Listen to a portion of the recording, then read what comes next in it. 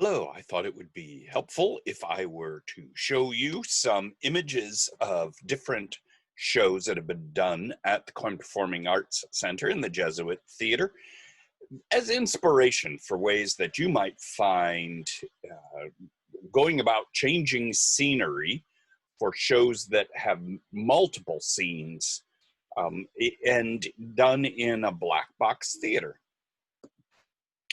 As you probably know, the Jesuit Theater is a big black box, and what that means is you can rearrange the seating.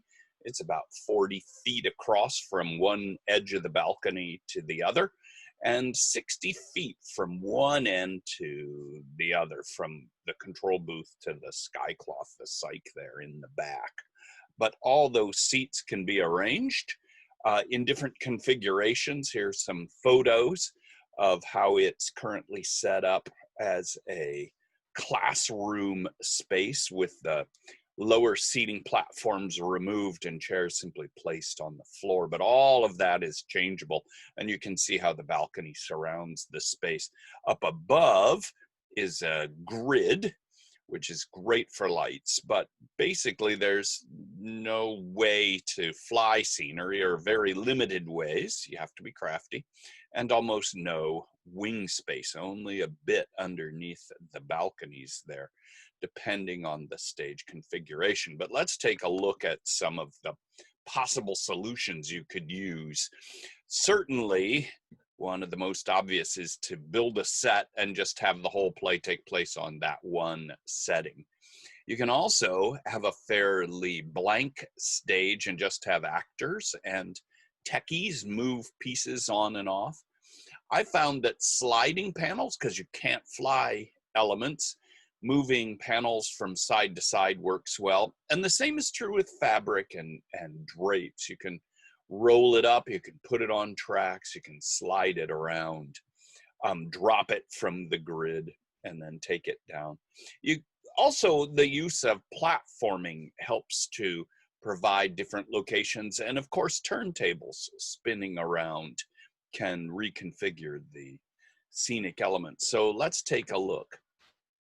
In terms of a single setting, I chose this example from Shakespeare's play Much Ado About Nothing, which features a number of elements in the story that require a particular location. The soldiers return triumphant from a war, so we chose to set it in the Second World War, at the end of the Second World War. And you can see a little of that patriotism here, but also it calls for a celebration with masks and mistaken identities because everybody's dressed up.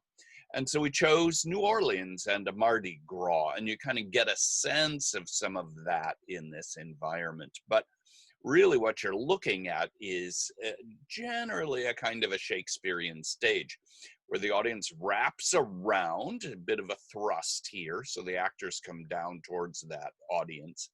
And then I guess you could say this is like an inner below here, so actors can enter through these doors, go up on either side with these stairs, and then this is built right into the balcony of the building, so actors can exit right into the building, and then this bridge across with yet another entrance possible up there. So these soldiers come back at the beginning of the play. Everybody's happy to see them. And you kind of get a sense of place using this plastic that looked a lot like wrought iron. And then these kind of tropical plants sprinkled around in the bright colors. There's a conniving villain in it to add some complication to the comedy. And as I had mentioned, this is some of the Mardi Gras party scene, and we set it in the evening, so we could use these wonderful little lights there to give a sense of space. But you can see how the actors could dress up for this Mardi Gras. As the story progresses, the bride-to-be is accused of not behaving properly, so they have to try to set things right for the rest during the second half of the show. And so in the end, of course, everybody's happy and triumphant. You can see how the wedding then does take place. And so the set was redressed with a few other elements to brighten it up then, and lots of dancing and partying. Another solution when you have multiple locations is to change the wall treatment. And in this production of a comedy written by Mark Twain, Is He Dead?, we used a proscenium arch that was added into the theater and a grand drape. And to get rid of this grand drape, it bunched up. It's called an Austrian drape, and it has rings and cords on the back, so it pulls up. And so you can see it bunched up here at the top, and then that reveals the set. So during the intermission, we could rework it. The story is about an artist who just can't seem to sell any of his paintings, so he and his friends connive to pretend and convince everybody that he is dying, and so his paintings become valuable. But to keep him around, they dress him up as his twin sister, so all sorts of comedic complications ensue. And you kind of get a sense of some of that action here in the set. There are 4 doors here, so it's a door slamming farce, I think is the expression. And then a door upstage center. And you get the sense of space there based on color and set dressing. And then in the second half, when he is much wealthier, you see how the set is redressed. And basically what happens is these were pieces of cardboard that were Velcroed on. They were painted to look grungy. And then they were removed to reveal panels that had the wallpaper. This wallpaper was printed on the big roll printer at the theater. So you transform from this grungy look to one that's very classy and looks way more expensive. But everything else in the set remained the same, just redress it. Actors can move things on and off stage. That's what happened in this production of a play by Shakespeare, Love's Labour's Lost. And in it, a king and the men of his court forswear the company of women to study science and better themselves. And so each man in the first scenes has his own sort of workstation here. You kind of get a sense of that. We said it in the 1920s, the teens and 20s.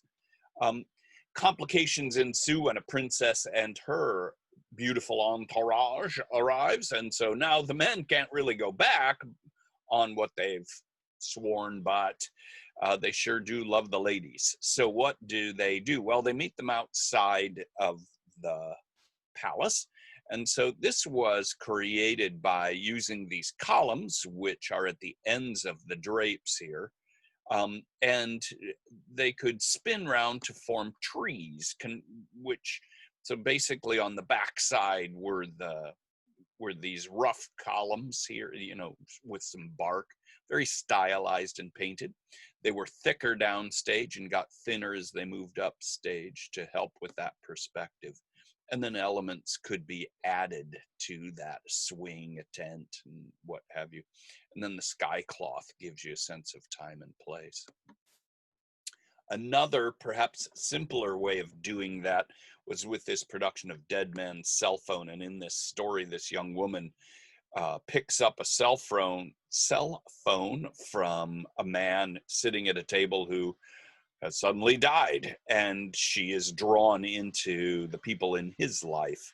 It's an absurd kind of comedy, but very stylized. And what we're doing here is a blank stage with drapes closed in for a tall sky feeling. And then elements were moved around.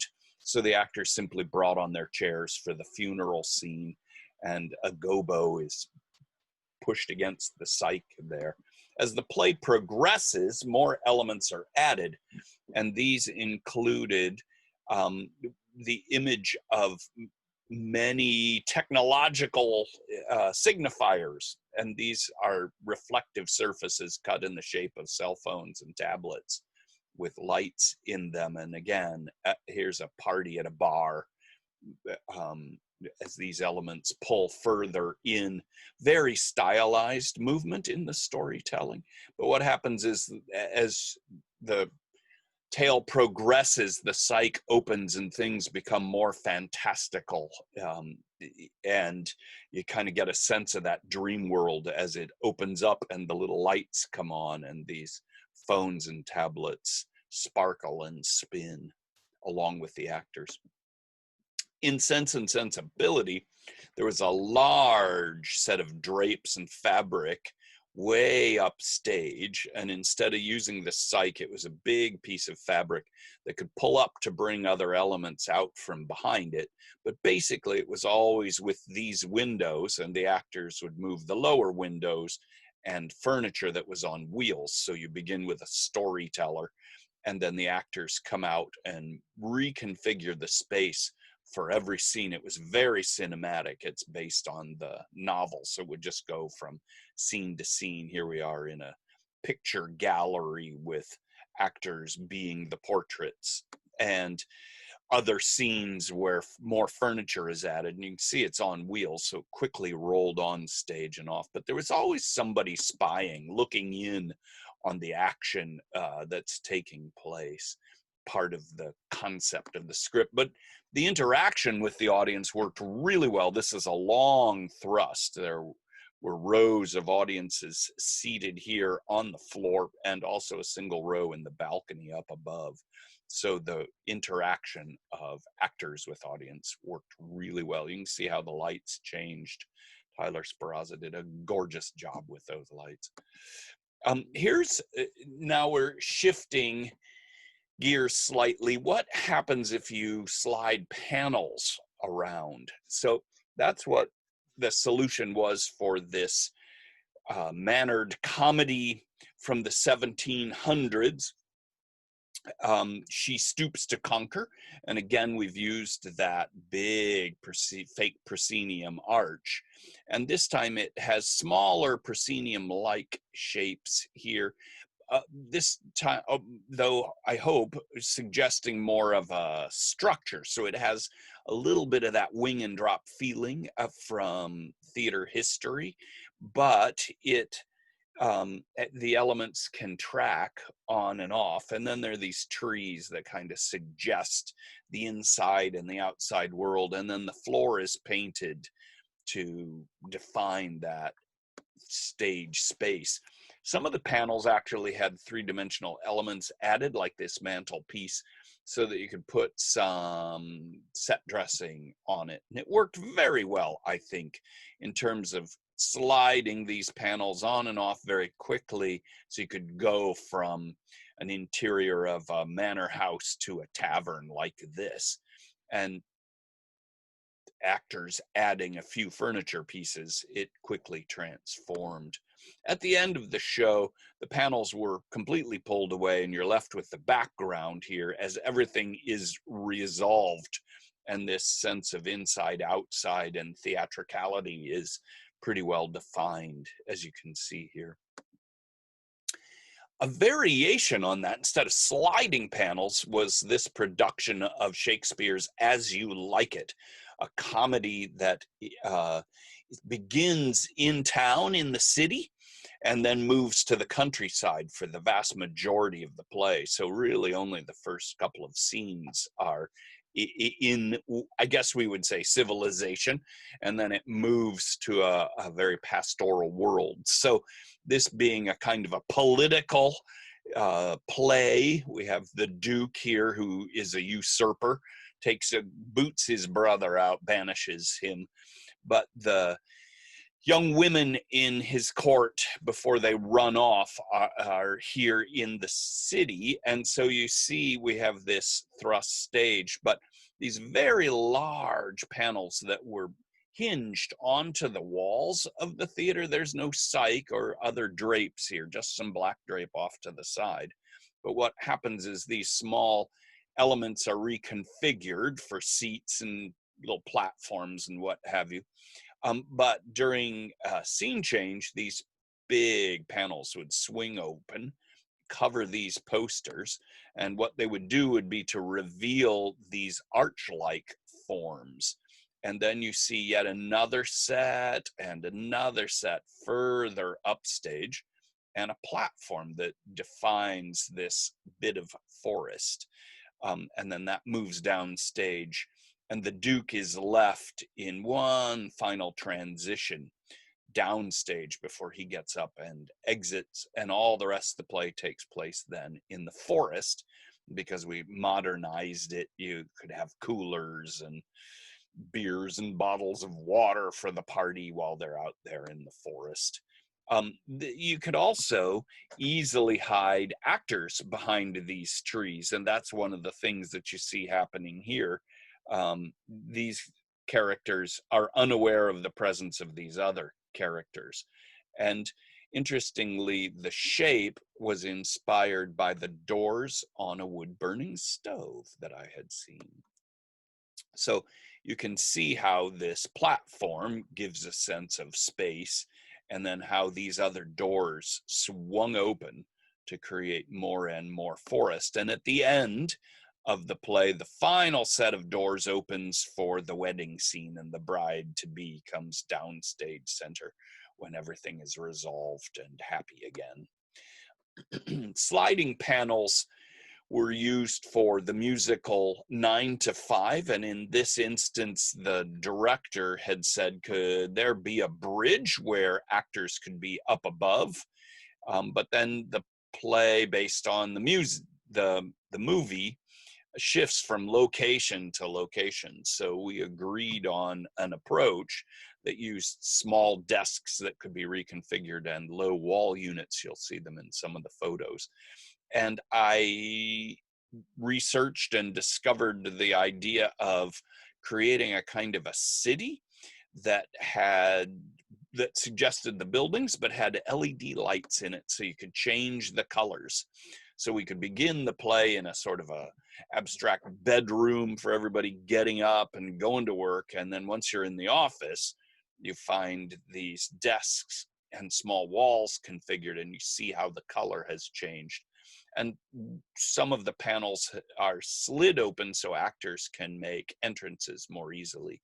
These panels left and right didn't move, but as you'll see in an image here coming up, other elements could come out from around these. But the main thing that happened was these other panels that were those city buildings slid open, and that allowed these two wagons to roll down stage. So while the performance is going on here and those city walls are in place, technicians can change the look of these. So we're in an office in one scene, the boss's office, and this here, these were flopping doors that could be pushed open, so that the actors could step right in and out of the play, suddenly appearing in a scene. And the light panels could change, so you could have this sort of song, fantasy song number, and you know you're out of the reality because the colors have changed so dramatically. But as I mentioned, once you return to the office, the elements can be changed. And because these units didn't move, other panels down low slid out and then went back in for the various scenes. But what could happen is, stage left, you could have an office scene, and in the copy room, we simply did that by spinning some desks and dressing them so it looked like a big copier. And then to shift very quickly from this scene to another scene that takes place in a garage, we simply pushed this wagon on stage a bit. Downstage, there's a ladder and these images that are placed and changed upstage of each wagon. So you can change the locale pretty quickly. But what that allows you to do then on this set is have a scene with some actors up top on the bridge singing. You can have them down on a wagon or downstage here, and then the actors come and move these wagons around. it was very effective, I think, for moving this show along. Very colorful and a lot of options for a lighting designer. Always remember lights in your show. Now, if we shift over to fabric and drapes, I'll begin with a production of a French farce called The Liar, with a young man who just can't seem to tell the truth. And so it gets him all mixed up with these young ladies in his life when he comes to the big city to woo them. So here we are again with the proscenium arch to make it very theatrical. You see a white painted floor this time to define the stage space, and big panels of drapes left and right with other drapes swagged. And this forms both interiors and exteriors. Feels very, I hope, classical and classic. But as you change the lights, you get these different looks. The panels also swagged open on the sides, lifted up, that kind of Austrian drape thing again with the rings. And they revealed windows, because in the play, the young ladies look down from their house windows on the action down in the street.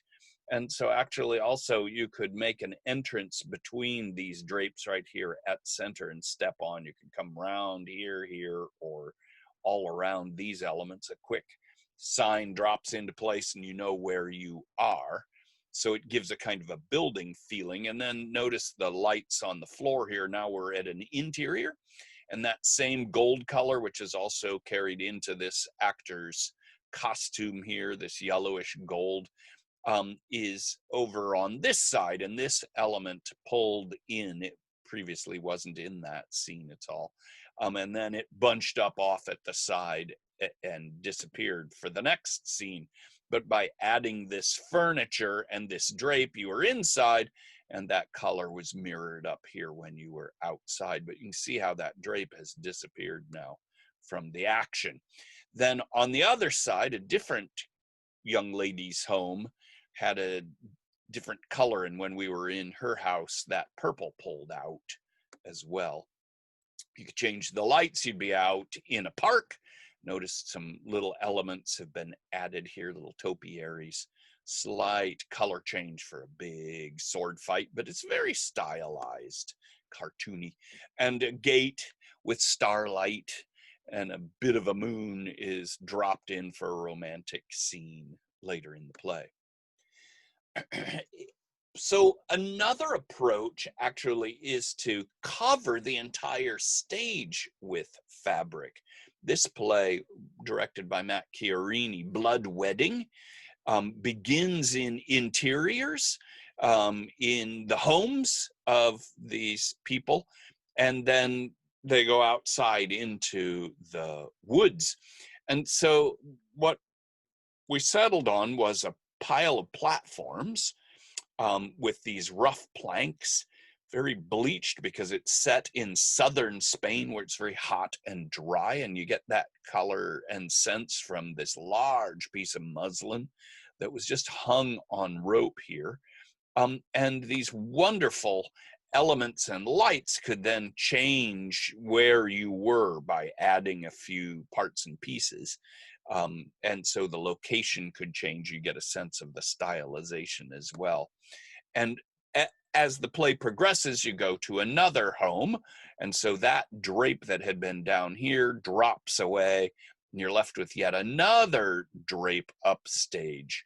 And now a very long table to show the distance between this man and his daughter and this woman and her son, and they're to be married. But what's interesting is the elements used here also came into play later. They were these very natural, foresty kinds of chairs to give a sense of the outdoors. And just before the wedding, there's a scene where the bride-to-be is getting ready downstage, and this arbor now has been revealed when this fabric dropped away. It's pulled off stage. Now you're left with the entire set. Notice they're all raked and counter raked, so you can work your way up stage, getting higher and higher up there, but easily step down or sit, as you see these actors are. during the wedding scene, you can also see how characters can be downstage right here by the audience, and speaking to one another, so we really hear it, but these other actors, these characters, don't hear it at all, and you can see the wedding is about to take place. Well, the wedding is nothing but trouble because the young lady loves a different young man, and so they make their escape into the forest. And so the lights completely changed for this sequence, and they come out in search of him. The groom comes chasing after that couple, hunts them in the moonlight, and there's a very slow stylized knife fight. And again, because of the configuration of the platforms, you can see the grieving mother as the story is recounted, and these chairs give this forest sense. And finally, of course, it doesn't end well, and this very symbolic conclusion. And I think you can see how red lights were added underneath the stage so that the whole set actually kind of glowed from underneath, as well as this incredible narrow cyc up there with this glass moon gobo in it. I also have designed a number of sets where I use shredded fabric, so it looks like a solid drape, but what's so great about it is you can walk right through it as an actor, so make an appearance anywhere in this, but when you're upstage of it, you're not visible to the audience. So here's Shakespeare's Tempest, and again, for Shakespeare, we're wrapping around with this thrust stage. Again, we're using this little entrance right here, right in the middle of the seating to get actors on stage. But what we have here is a bit of fabric swagged above and lots of shredded fabric here to kind of give a sense of a dark forest. And there's a sort of a throne-like stump here and a bigger stump here on this side for some magical appearances, and then stairs you can climb around. But let's look at the action here. Using projections and gobos, you can really change the space. So it also works well, besides being able to step through it, it works well as a surface to take light. This round platform also housed a pool of water underneath, and from it came one of the spirits, Caliban, appears out through the water, splashes on, and is roped in, harnessed, enslaved by the magician Prospero. As he moves along through the play, he's told to bring in the wood, to build fires, and, given his chores all the time. So he takes away these planks, revealing a sandbox downstage. But also the upstage, this throne-like stump was a wonderful place for actors to play scenes.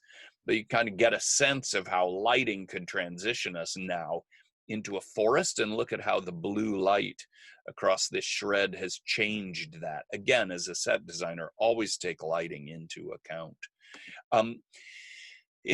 There's another character in the play called Ariel. It's a spirit who does Prospero's bidding, and instead of casting one actor as it, Matt, the director, cast many of them. There were 8 actors, I believe, all dressed in black bodysuits, so they could do these different bits and appear and disappear, making all this magic happen.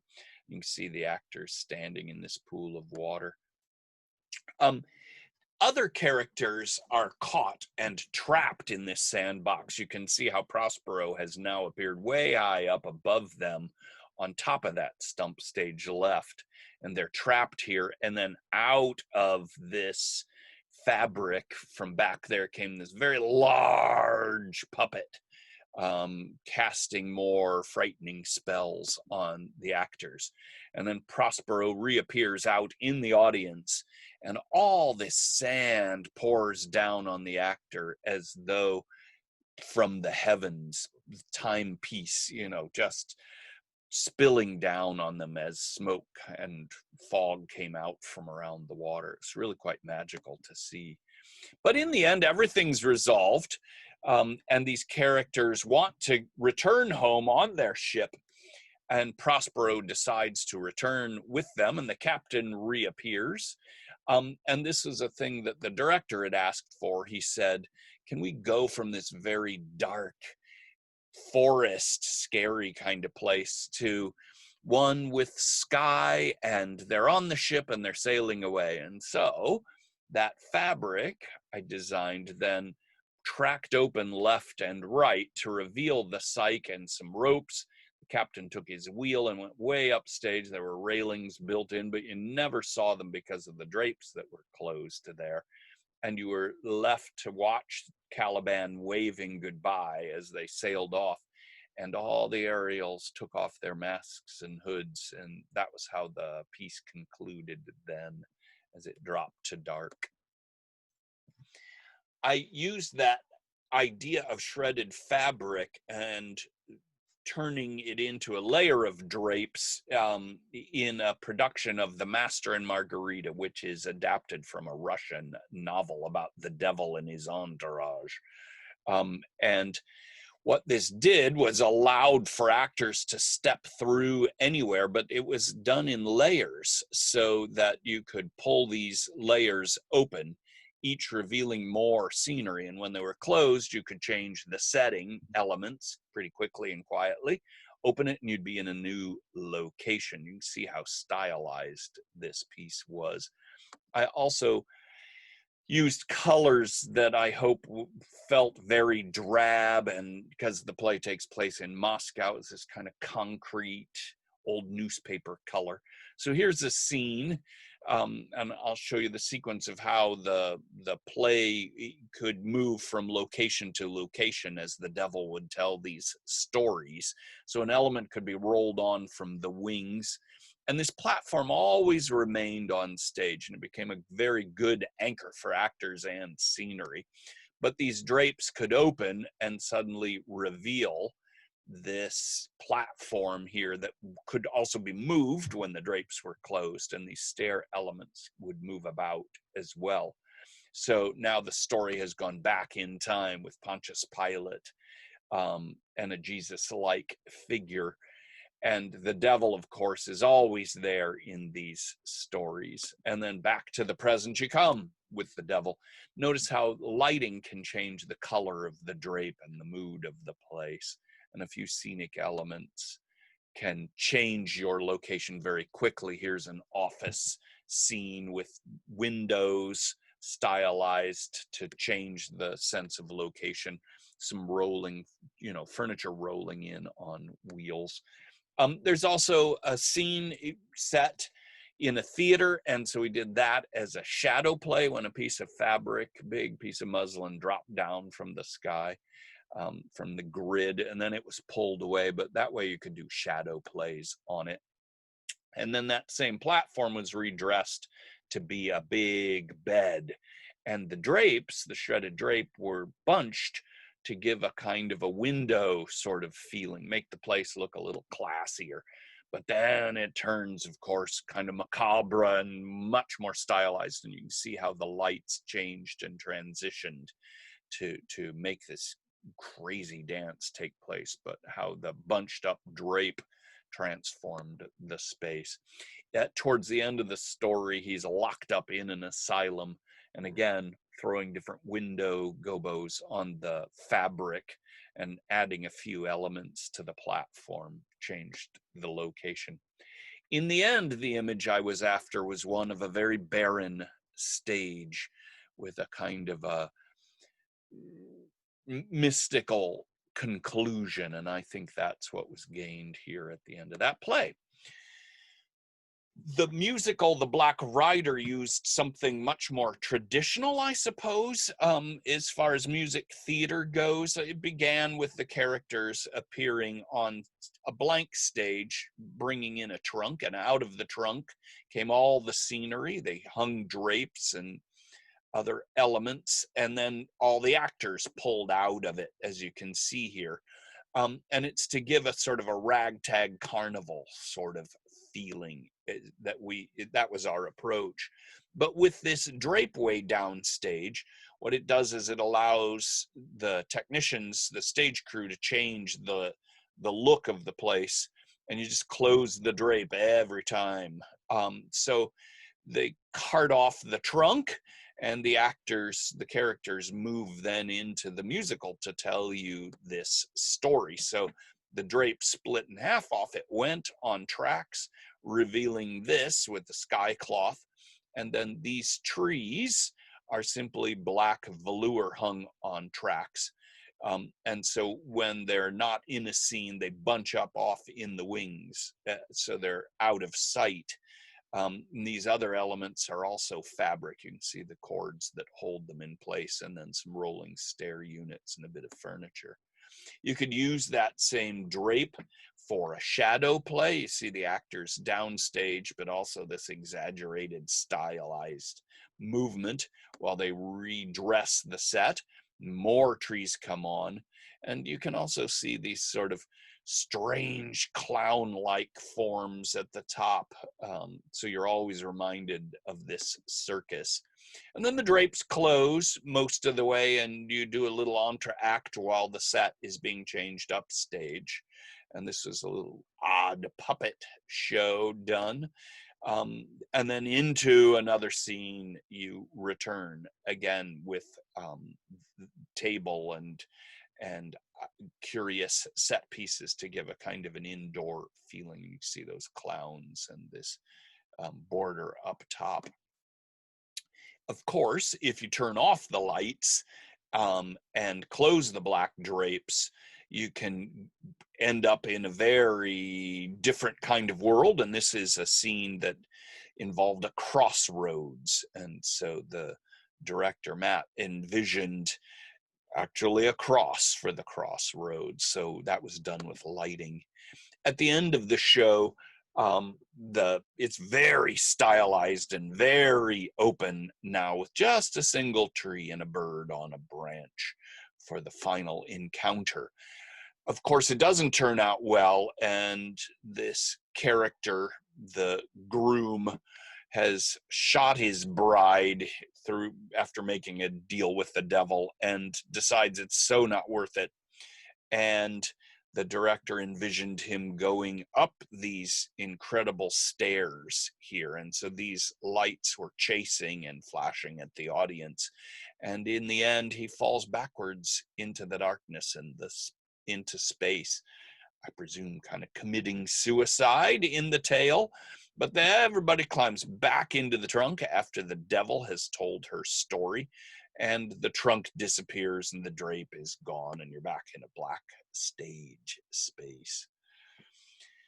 It's also possible to create different locations by simply putting a whole pile of platforms on stage. And this is a story called The Diviner, set in the Depression in rural Indiana. And it begins with all the actors on stage telling you the story of what is about to transpire. And so I envisioned that rather like a Greek chorus. So there's this circular raked platform, tilted, sloped, painted to look a little like grass, but it also was lit later to be a river and could be all these different locations. And then there were these wooden platforms. So you get a sense as this stranger arrives in town of a young lady on her porch and a young man who's central to the story. He has lost his mother. She drowned, so he's frightened of water. And this man befriends him and cares for him and eventually gets him into the water to clean himself, to help save him and bring him back to health. And towards the end of the play, everybody shows up because from town they can't believe that this has happened, and the boy is left alone because the man is trying to say, go away, stop bothering us, and the young man drowns in the river. And that was done again with lighting and sound, and you can see how these platforms work to define places, and lighting really expressing what was happening. very simple platforms. They don't have to be quite as complex. This is for a play called These Shining Lives, which is also set in the 1930s, about young women who were painting watch and clock faces with radium to make them glow. And they were told to lick the brush to get a fine point. And in doing so, they were consuming this radioactive material, and it killed them. So it's a story through a series of vignettes about their lives, and how these things what happened to them. And so the director, Bill Morris, said he just wanted a central platform and then other platforms coming off of it, so that you could get these different locations in the play. And these elements always remained on the stage, but you could also reconfigure it so that you see, by the addition of a blanket, you're on a beach, the lights change.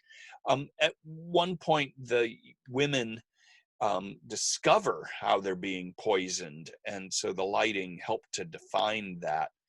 And they go to see the doctor, and these are just photographs of different moments. There, of course, were much more naturalistic actor encounters here, but by putting this clock face on the platforms, you get a sense of, symbolically, metaphorically, what it is that's happening to them, until there's a final courtroom scene and all is resolved. Multi-level platforms can also be used, and this is from a musical, The Heathers, based on the movie.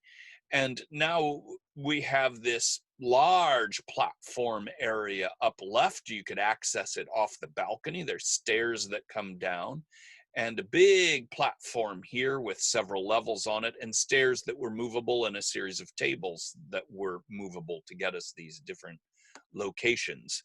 And what was possible then was to bring actors up and down. Here's the Heathers making their entrance, but also in the shape of the platform, you get this real strong wedge. And so symbolically, it helps to underscore what happens to these other characters in the high school where it takes place. And you kind of see how prominent now this young lady is, since she's been embraced by the Heathers. Also notice how lighting underneath, again, coming around through this fabric. But what was great is you could store elements underneath this, like these stairs simply slid underneath the fabric. And you pull the fabric aside, and suddenly you're in one of the hallways with lockers that were built into this upper platform, and they could get some stuff out of them. Again, where do you store things? There's a funeral in the play, in the musical. And so these always lived underneath this platform. They rolled down stage, and the actors were able to dance and move on them later in the number. You can see how stylized that is, and a big gobo on the cyc. And then they rolled away. But again, you can see how many staging and dance possibilities existed, and how the stairs are all gone now. They're all pushed away, and so you're not trying to store everything in the tiny bit of space in the wings.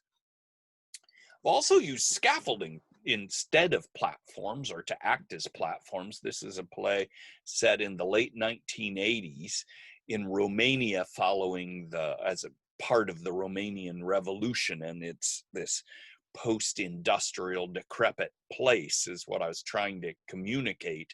So there's no sky, no cyc, but moving way back up stage are all these trees that are roped and bound, and you can see the leaves that are left. Some of the trees are even hung upside down and roped, so that the actors could move through this. But it being called Mad Forest, I wanted to kind of communicate some of that in the set. This big portrait of Ceausescu and the Romanian flag hung above most of the action, but the characters could climb up and down So you could have a hospital scene below and an apartment scene up above, and it could go left and right, and the elements would roll out from underneath the scaffolding. This apartment here, stage right, you can see how the real elements are always left there. Um, the actors could queue up, you could change the lights. Here they are in a bread line during the show. And you can see how the protests take place. Eventually, these flags and the portrait came down during the revolution, and you see the encounters of these people's lives. Scaffolding also can be put on wheels, and that's what we did for this absurd comedy called Rhinoceros, set in a French town, very stylized. This is paper, and the buildings were drawn on the paper. They were actually printed out on the big roll printer, and then applied to scaffolding. And as the play progresses, the actors would move these elements around and reconfigure. So another scene involved an office, and the characters started to punch through the paper to communicate with one another. And as the play goes on, the towers move, and this particular character is having these nightmarish encounters, and you can see how the fabrics or the papers being torn more and more and littering the stage, until eventually everybody turns into a rhinoceros in the town, except for this one fellow who hides up above, trying to escape them all. Not very successfully, because they do come after him, and in the end, this banner drops into place, a sort of fascist insignia, as all the characters come after him. So their platforms moving, turntables certainly are an option, and you don't always need to have masking or walls on a turntable. This production of Arcadia tells this story. It's set in a great manor house in England, and it flashes between scenes between the present and the past. And for this play, we simplified the design by putting a circular turntable with a few elements on it. So between scenes, it would rotate slowly around, so that as an audience, if remember you were sitting on this side, you got a different view of the scenes that were happening. And then in each corner were these background panels. So this kind of gives a sense of the modern day people who are studying the people of the past, and towards the end of the play, all these scenes collide with the present and the past.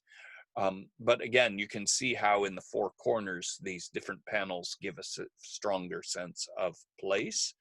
And here's one that's very abstract. Using this turntable, a lot of times a turntable is used to get furniture and elements from one scene quickly into the next. So for this particular production, it's a comedy, stylized manner, comedy of manners from Oscar Wilde, set in London, very high society. And the beginning of the play takes place in a very fancy home of this gentleman and his new wife. And to get from location to location, there were these panels here and this turntable that would be spun between scenes. And the furniture could quickly be changed, pulled off into the wings, reconfigured. But the thing that really helped to define and redefine these panels were projections.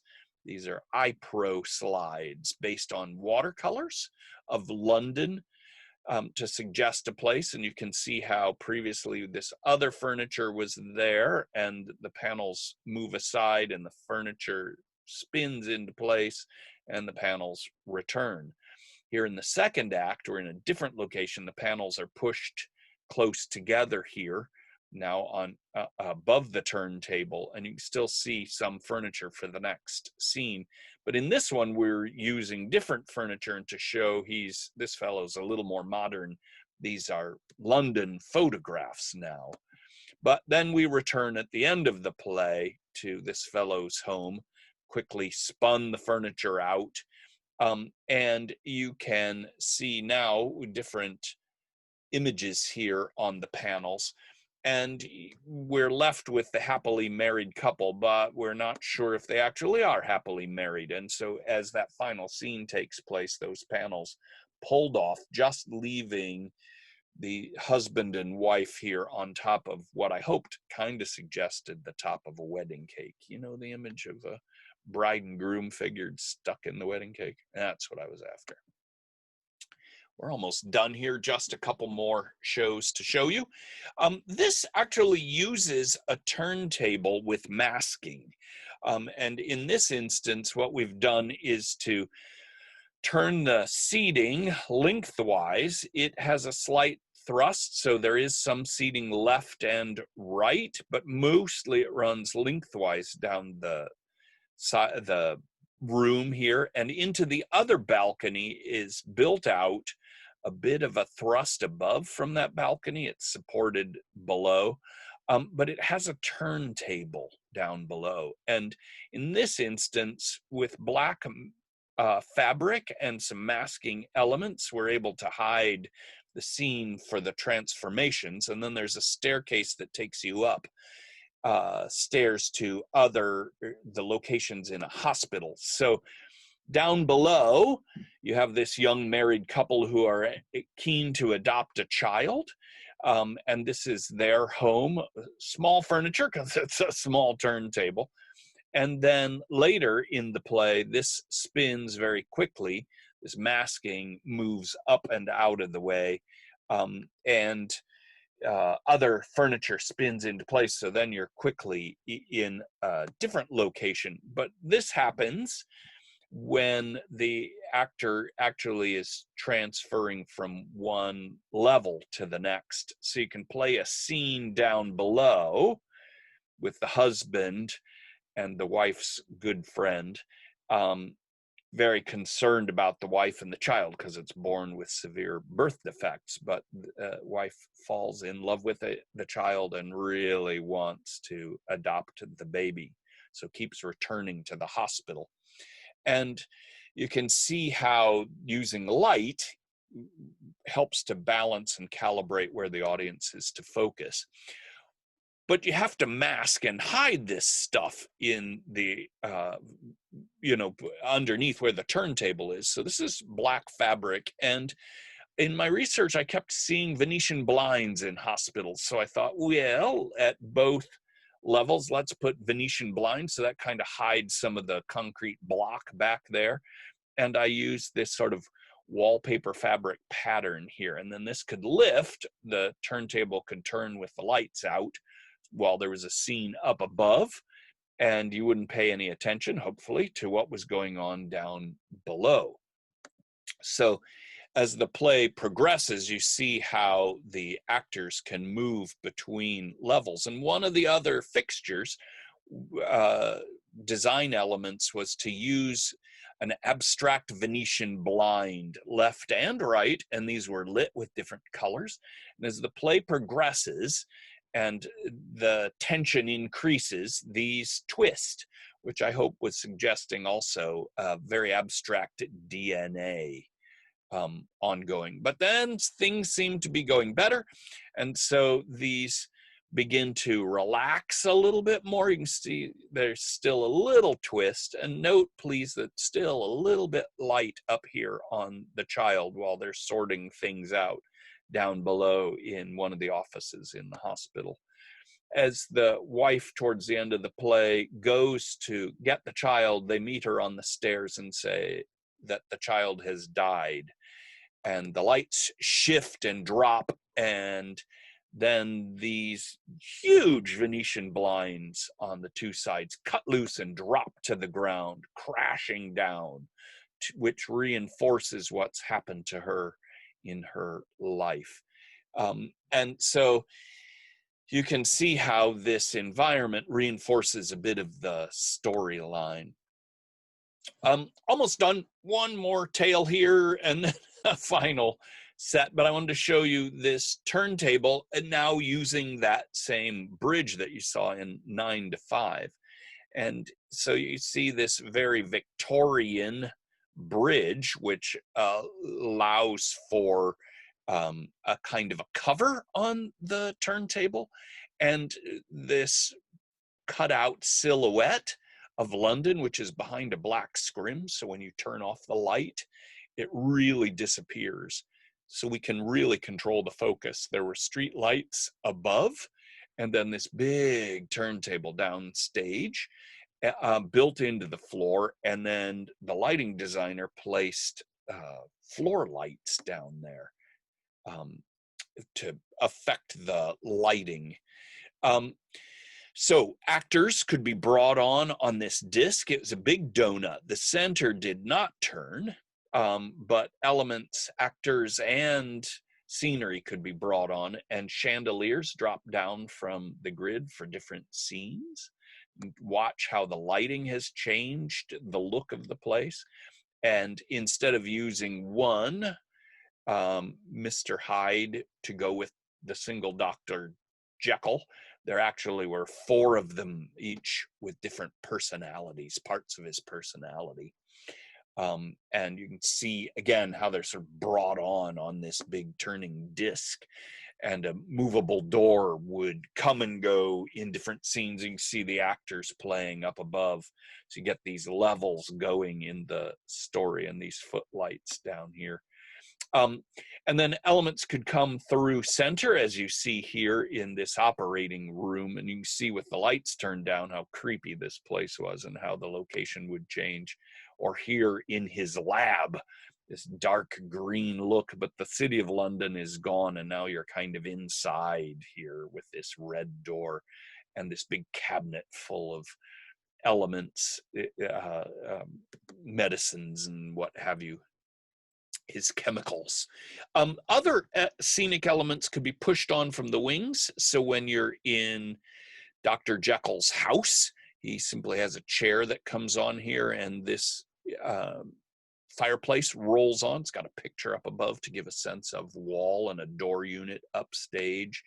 And then when he goes to visit his friend, this big bookcase rolls on from down left to go with this chair and a chandelier. You can see how the locations go back and forth, left and right. And again, how lighting changes and the actors can use this circle, moving them along. There also were gray drapes that could be drawn below, and we could do shadow plays. So they enact what is being described up here between these 2 characters. These nightmarish apparitions, these are the Mr. Hydes kind of coming at Dr. Jekyll in his nightmares. And again, you can see how that turntable spins the characters. And when you turn off all that light, you really are just left in this sort of nebulous place, and notice all these gobos, these patterns on the floor, helping to define the space. But the 2 levels, the changing light and the silhouette of London, really help to define the place, along with this bridge facade here. So those are your scenic solutions. One set on the stage, actors move those elements, sliding panels, fabric and drapes, various platforms. Again, many of these on wheels at times, and turntables, whether they're open or masked to hide the elements. But I'll conclude with a show that really used a lot of these things, which is She Kills Monsters. Starts with a narrator downstage and big red drape across the stage and a shadow play. And when the drape opens, you're in a store while this young lady is trying to figure out what has happened to her sister, who was just killed in a traffic accident. And she discovers that her sister really liked Dungeons and Dragons. So she goes to this store with the sister's journal, and she gets kind of drawn into playing Dungeons and Dragons as she learns. So stage about her sister. So stage left is a small turntable. And this time I've used shred here, which also opened so you could reveal a scene very quickly, but you could step through it. And there's a big drape that stretched across the stage there to hide what was happening upstage. But very quickly you could go from cleaning out her sister's bedroom to the dungeon master from the store coming on and beginning to play Dungeons and Dragons with her. And as that fabric opens, projections appear then using the big video projector in the theater. And once all the lights come up, you see how this whole space is transformed. There's a big platform raked and padded upstage because there's a lot of physical action. These slight column elements, the red drapes are bunched at the side, and you can see how that turntable sits here with a platform above.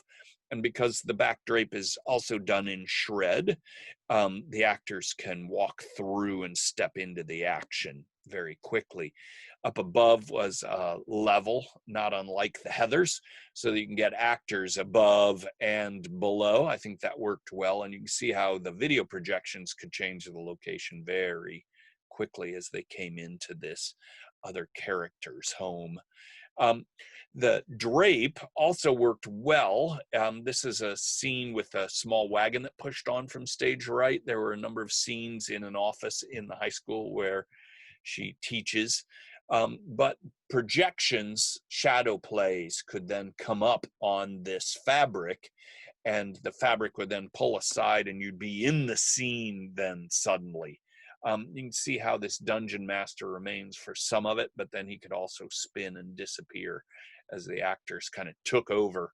And you have these different encounters. You see how these different backgrounds work so dramatically. These columns allowed for a character to appear and stand on them. This seemingly innocent fairy flies at them and fights, and so gave some elevation for her then for her rigging and flying up around the stage. But also the platform, a chunk of the platform rolled up stage to reveal a hellhole with all this fog, and out of it came the demon cheerleaders who come up and strike fear into the terror of her sister, which she discovers by reading her journals along the way. At the end, she fights the battle with the huge 5-headed dragon, and in this, the director, Matt, had asked that the whole audience be engulfed in this dragon fight. So the red fabric on the side actually swung up to form big flapping red wings, and big claws came on from the side, and then 5 heads appeared coming through the shred, and she fought them all. You can see the claws swinging at her until the end. She kills them all and is triumphant. So that's the end. I hope it was helpful and that you can absorb some of these ideas and perhaps incorporate them into some of your own designs in this theater or perhaps another.